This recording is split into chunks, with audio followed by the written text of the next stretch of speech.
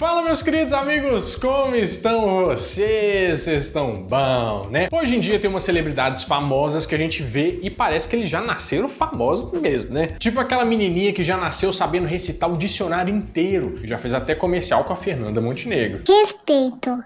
Respeito. Mas ó, né, toda celebridade que já é famosa assim desde bebê não, tipo a Maísa, né, mas a Maísa é um robô, isso a gente, né, a gente sabia. Tem muita gente famosa por aí que já teve de ralar bastante antes da fama. Já teve até ator de Hollywood famoso que teve que fazer um filme adulto para conseguir complementar a renda, né? E hoje eu tô aqui para te mostrar o que alguns famosos faziam antes da fama no Nerd Show.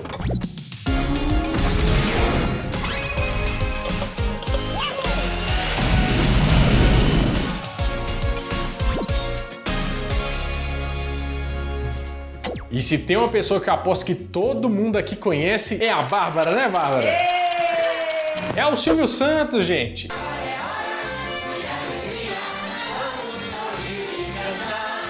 Dono do SBT, um dos melhores apresentadores do Brasil, um dos mais carismáticos, bilionário, filantropo, ele é o Batman, não é, Bárbara? Pois é. Fortuna com mais ou menos 1,9 bilhões de reais, dá pra gente falar que o Silvio Santos é bem famoso, né? E você já deve ter ouvido aquela história de que antes disso tudo, ele chegou a trabalhar como camelô. E sim, isso é verdade. O que acontece é que ali em 1946, com seus 14 anos, o Silvio Santos viu um homem vendendo capinhas de plástico para guardar título de eleitor. E isso deu uma ideia pro jovem Silvinho, né? De começar a vender capinhas também. Tinha capinha de iPhone, de Samsung, tudo isso vendia. O problema é que naquela época isso era ilegal. Então ele e o irmão dele vendiam só por cerca de 40 minutos por dia, que era o tempo que os guardas iam almoçar. E por causa da sua voz anunciando as capinhas, ele foi chamado na época para fazer um teste na Rádio Guanabara. Aí ele foi lá e passou em primeiro lugar. E aí você deve estar pensando que esse foi o início dele para entrar na televisão, né? Mas não, ainda não, pelo menos. Isso porque o que ele ganhava como camelô era mais do que na rádio. Daí ele preferiu ficar vendendo as capinhas mesmo. Foi só com seus 18 anos, quando ele foi convocado no exército, que ele decidiu largar sua carreira como camelô e começou a trabalhar na rádio nas suas folgas para poder complementar a renda. Depois disso, ele chegou até a se formar como técnico em contabilidade, mas acabou decidindo seguir carreira artística mesmo, para nossa sorte, né? Porque todo mundo que faz contabilidade acaba seguindo outra carreira, não é, Bárbara? E daí então a carreira dele foi só subindo até virar um dos principais nomes do país. E um ator que muita gente aqui vai lembrar é o Sylvester Stallone. O Stallone tem um montão de filmes famosos, tipo Rambo, Stallone Cobra, Os Mercenários e, claro, todos os filmes do Rock. Diga, como se sente, Rock? Então, está feliz? Até pra gente dividir um Stallone antes do Rock e um Stallone depois do Rock Balboa. Antes do Rock, ele chegou até a atuar em outros filmes, mas só naqueles filmes assim, bem... When I saw who it was, I knew it was all gone. Inclusive, o primeiro filme que ele fez foi O Garanhão Italiano, que era um filme pornô, onde ele recebeu só $200 de cachê. Se a gente fizer o câmbio hoje em dia, dá mais ou menos para comprar uma casa de R$1 milhão. Na verdade, ele nem teve muita escolha, né? Ele teve que fazer esse filme porque tava sem dinheiro para pagar o aluguel. E o que ele fazia na época? Ele trabalhava limpando jaulas em um zoológico e surgiu a oportunidade de fazer esse filme e ele aceitou. Mas mesmo com isso tudo, ele já teve de dormir na rua por não ter dinheiro para pagar o aluguel. Ele chegou até mesmo a vender o seu cachorro por $40 porque não tinha condições de manter ele. A sorte dele só mudou mesmo com o Rock. E você sabia que foi ele quem escreveu, dirigiu e atuou no Rock? Ou atuou, você sabe, né? Que a boquinha torta ali não tem como confundir. O Rock fez tanto sucesso que mudou totalmente a vida dele. Depois disso, uma das primeiras coisas que ele fez foi comprar seu cachorro de volta. Ele pagou $15 mil para ter ele de volta. E chegou até a mesma a colocar o nome do cachorrinho nos créditos do filme. Isso sim é um amante dos animais, né? Hoje em dia, a fortuna dele é estimada em mais de $400 milhões e não dá nem para imaginar os apertos que ele já passou lá no início da carreira, né?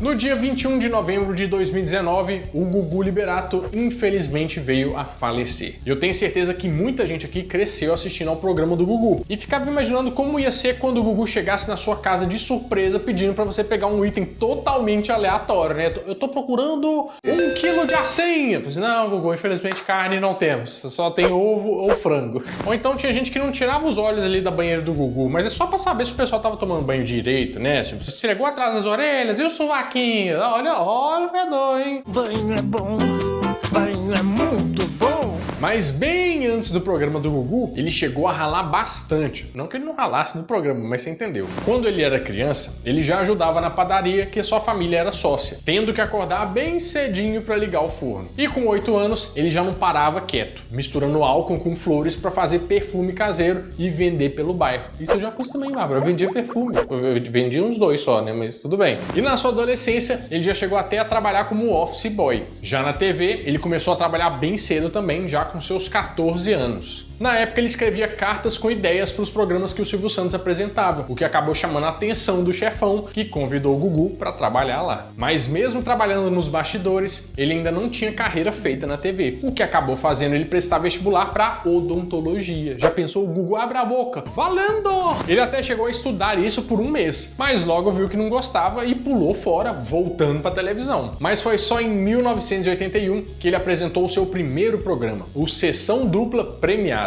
E começa agora a sessão dupla, que também é premiada. E aí depois disso, foi só história, foi só sucesso na carreira dele.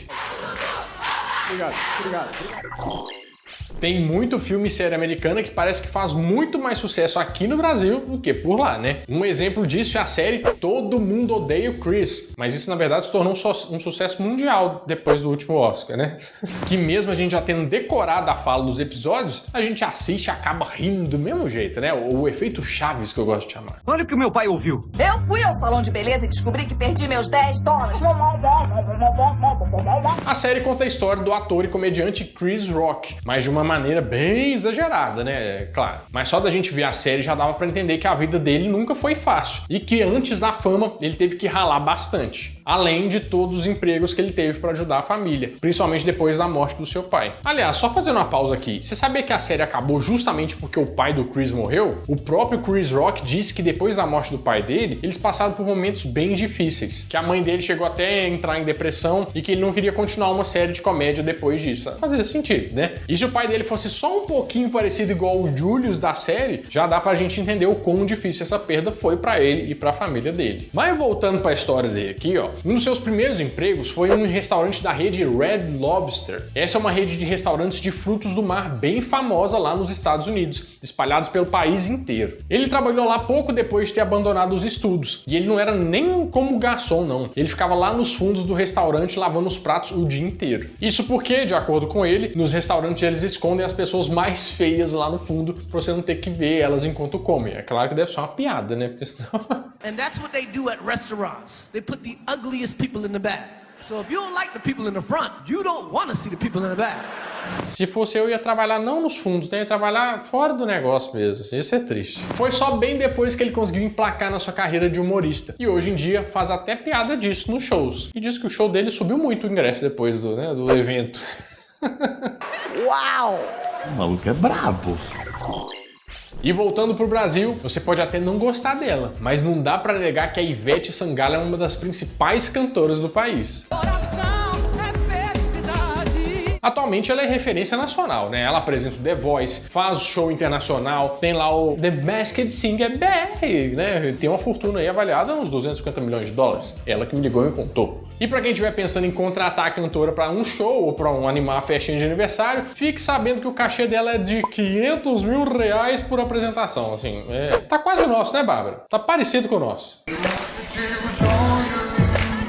Talvez seja melhor você só colocar o Spotify lá mesmo e de boa, né? Mas ó, apesar dessa fama e fortuna, a coisa não foi sempre assim não, as pessoas têm que ralar pra chegar lá. Por ter perdido o pai muito cedo, ela começou a trabalhar na adolescência com seus 16 anos pra ajudar nas contas da casa. No início ela trabalhava como modelo, vendedora de roupas e chegou até mesmo a entregar marmitas. Foi só com 18 anos que ela começou a tocar em barzinhos. E foi de barzinho em barzinho e de cidade em cidade que ela começou a crescer, chegando a abrir shows pra outros artistas filmes antes de estourar de vez. Eu fui para todas as praias com as sacolas cheias desse panfleto e coloquei no para-brisa de todos os carros que vocês possam imaginar. Sabe quando você chega no bar e tem um cara tocando um violão e mesmo você sentando o mais longe possível dele para as ondas sonoras não te atingirem, eles no final vão lá e cobram o cover? Pois é, sabe que ela pode ser a próxima Ivete Sangalo, então é bom você dar um apoio para ela.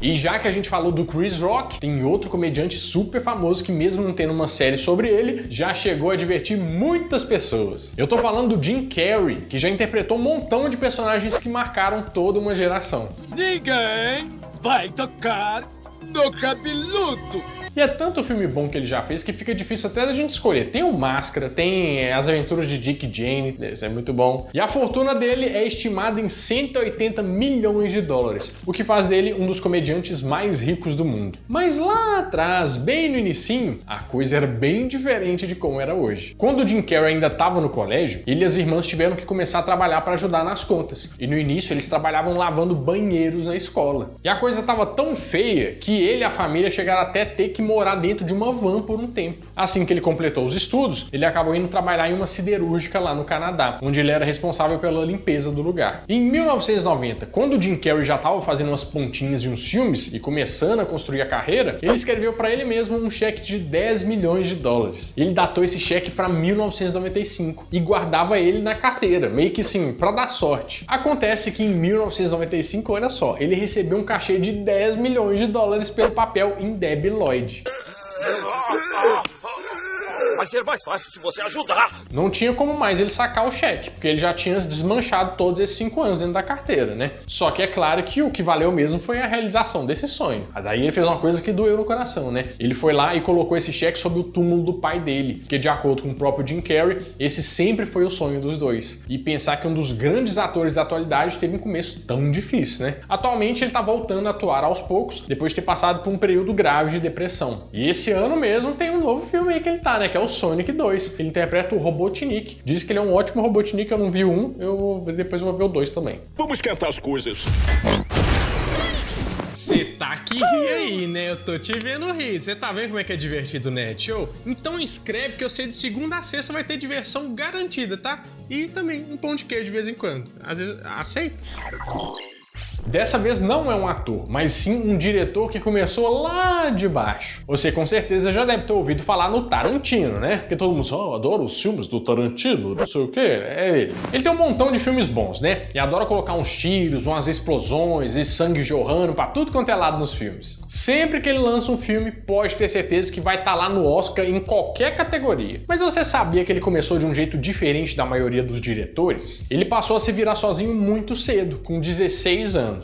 Na época, ele abandonou o colégio e foi trabalhar como lanterninha no cinema pornô. E o que esse cara do lanterninha no cinema pornô deve ver, hein, gente? Eu não sou um taradinho! Depois disso, ele começou a trabalhar como balconista em uma locadora. Ele trabalhou lá por cerca de 5 anos. Ele era o tipo de pessoa que conhecia tudo quanto é filme. Até porque ele ficava o dia inteiro assistindo e reassistindo os filmes, né? Imagina os enredos que ele não pegou nesse cinema pornô, né? Mas tudo bem. Então o que é? Me diz!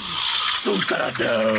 Inclusive, o próprio Tarantino já chegou a dizer que muito do que ele aprendeu sobre cinema foi assim, vendo os filmes na locadora. I used to work at this video store for 5 years. I was behind the counter, charging people late fees, recommending movies and stuff. Não teve nada de curso e aula, não. Foi tudo no olho mesmo e no bom senso. Ele até chegou a fazer uma pontinha em alguns filmes e séries, mas a coisa deu certo mesmo quando ele lançou o seu filme Cães de Aluguel, que, diga-se de passagem, como diria o Neto, é muito bom. Numa distribuição Flash Star, Cães de Aluguel. O filme já foi um sucesso desde o início, mostrando para o mundo todo que aquele balconista da locadora ia ser um dos maiores diretores do mundo. Agora você pode usar como desculpa que não tá perdendo seu tempo vendo o filme o dia inteiro, né? Na verdade, você tá seguindo os passos do Tarantino. Até eu tô fazendo isso aqui, ó.